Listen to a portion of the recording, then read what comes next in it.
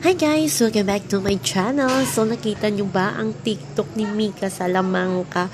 Grabe ang tapang ni Mika kahit alam niyang ibaba siya ng mga Wilka fans. Talagang in-upload niya din ang TikTok kasama si Dustin at si Bianca. At ang content talaga grabe, as in grabe. Dito masasabi na magjowa na silang dalawa.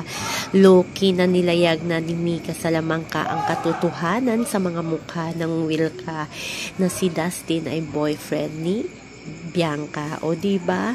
Sa content pa lang, sinong boyfriend mo? Hindi yung kalbo at sabay pinakita si Dustin na nangiti-ngiti. Yan ang boyfriend ko, sabi ni Bianca de Vera. So sabi ko, grabe yung mga Dasbeya ngayon, punong-puno ng ayuda. May music video pang aabangan, yung Kinakabahan by Lily.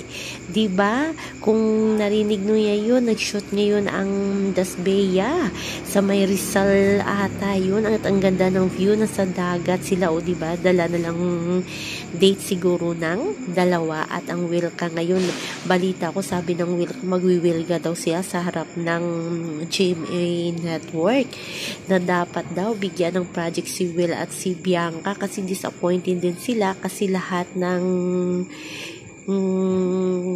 kanyang PDG family ata yun na yun si Clarice, yung mom nila, ay kasama sa movie ni Vice Ganda. Si Will lang ang hindi kasama at sinisi na naman nila si Dustin kasi nga sabi daw nila gusto daw ni Mimi Wilka, kaso sabi daw ng management kailangan ilagay si Dustin. Nakakatawa talaga ang Wilka.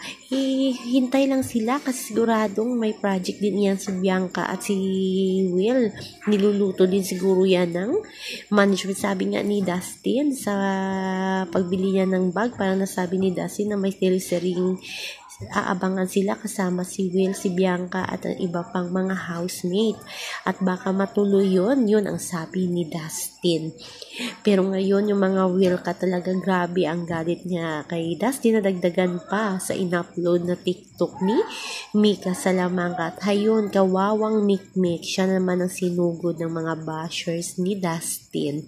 Ayan, sinisi na naman si Mikmik, bakit in-upload at nilayag si Dustin at si Bianca na ginagamit lang daw ni Dustin itong si Bianca. Pero grabe, as in grabe yung samahan ng kwadro, si Brent, si Mika, si Dustin at si Bianca. Alam na alam nila ang katotohanan. So yan lang po guys ang ating update sa ngayon, hanggang sa muli. Bye bye. Always remember, wag po tayo magpaka-stress. Please like, share, and subscribe my channel para ma-update kayo sa mga bago kong upload. Ayan guys, chill lang. Ayan, congrats Dasbeya.